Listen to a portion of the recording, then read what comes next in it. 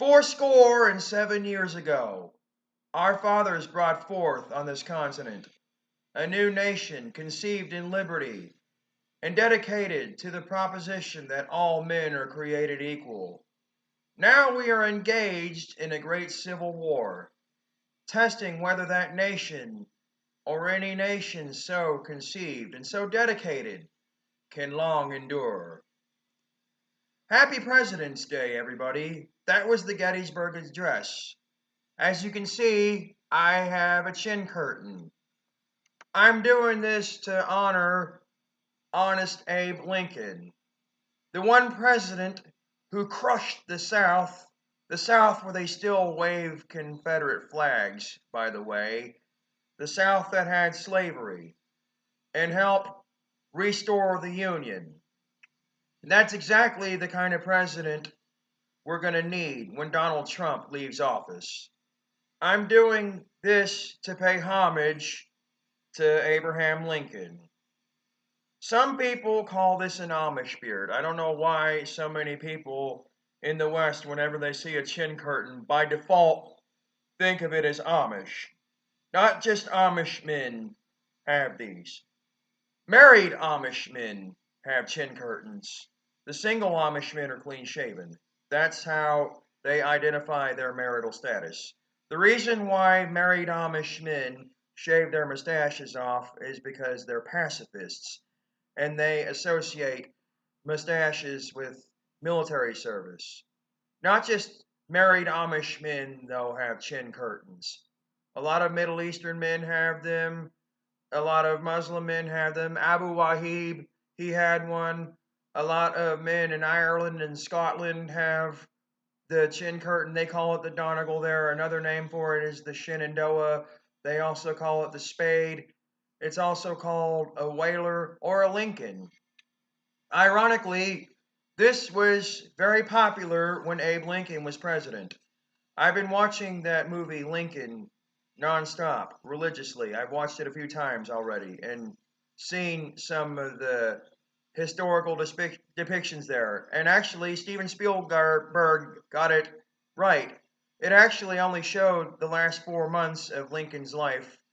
He had just a billy goat, which is the goatee without the mustache. I was wondering why he didn't have the chin curtain. Well, that's because Lincoln only had the chin curtain from the year he got elected in 1860 up until after he got reelected in 1864. He was clean shaven most of his adult life, but then some girl made a comment about his facial features and said he should grow a beard to cover that up. Why he didn't grow a mustache, I don't know, but Lincoln actually had Marfan syndrome.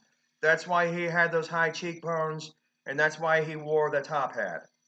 But there were other members of his cabinet that also had a chin curtain. Edward Bates, the first Secretary General, he had a chin curtain.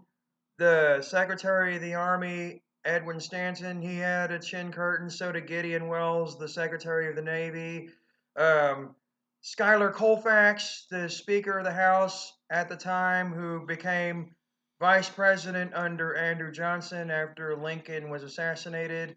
And also what the hell was that guy's name?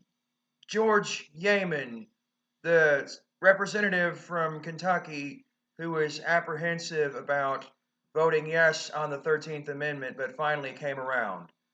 It was very popular when Lincoln was president. He was that popular.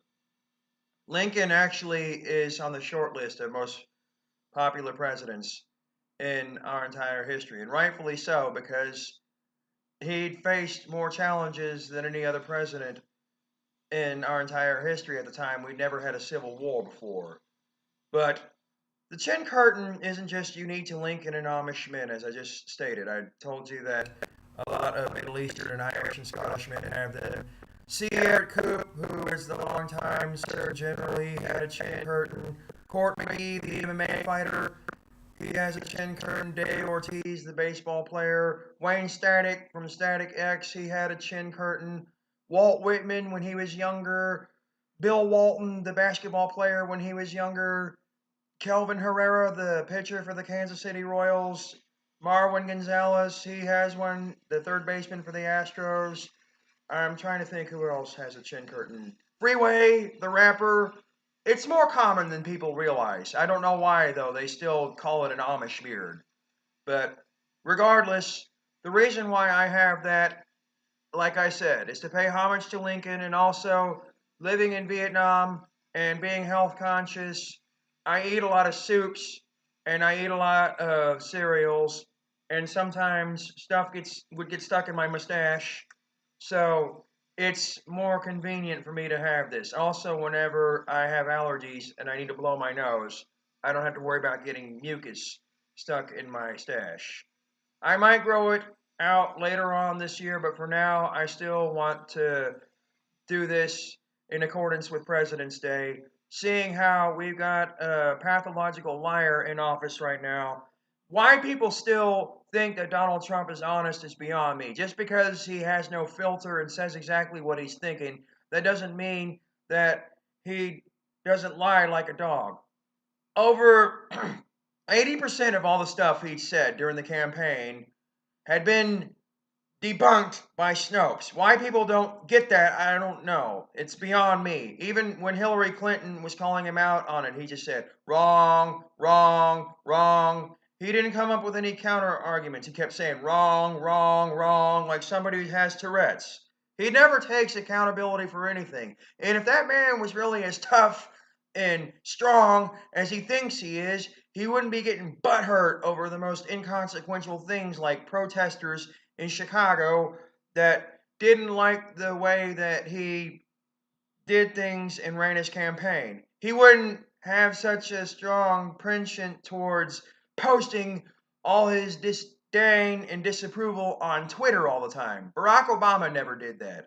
I think the whole reason why Trump ran in the first place was to spite Barack Obama and to get back at him because Barack Obama called him out on his nonsense and put him on in his place on the night that Osama bin Laden was killed. Barack Obama showed his long form birth certificate and proved to the entire American public and the whole world that not only is Obama not Muslim, but he was born in Hawaii. He lived in Indonesia for a while, yes, that's true, but he was raised in Kansas.